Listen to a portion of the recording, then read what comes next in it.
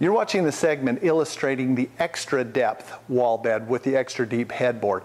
And so there will be two parts that you need to find for your extra deep bed. There's the headboard itself, and you'll know the headboard because it has the three cam fittings on either end, and then three cam fittings along one of the long sides. So that's the headboard itself.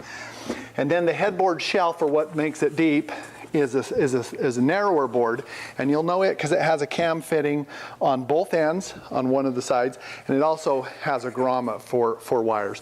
You'll also notice that along one of the long edges there's three holes that will accept some of the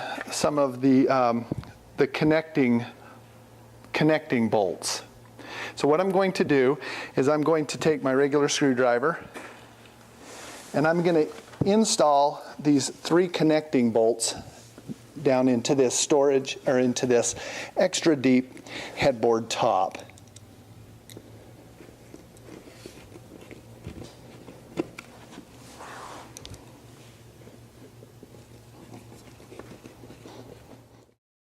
Okay, the first step is to install the headboard. So I've got a helper here, and we're just going to go ahead. Now I want to illustrate that the cam fittings are going to be up. So these three cam fittings that go across the top, they need to be up. So we're just going to position that so that those are going to be up. We'll slide it down, and under this set of connecting bolts that correspond with these cam fittings,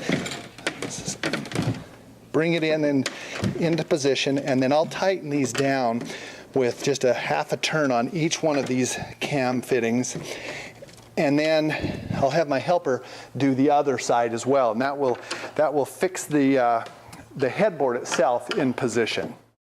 Now the next step on the extra deep headboard will be to install the shelf that's going to be on the top that will create the top of the extra depth headboard. So I've got this positioned. These connecting bolts that I've just installed will fit down into the cam fittings on the top of the headboard, and then you'll notice that there's a connecting bolt appropriate to the side. So I'm going to go ahead and pass that over, and we'll go ahead and I'm going to put the connecting bolts down into the cam fittings that are on the back of the headboard first, and then rotate the one on the side into position. And then I'll just go through and, again, half a turn, kind of holding up the headboard to get it in position. Half a turn, and on those five cam fittings will securely fit that headboard top.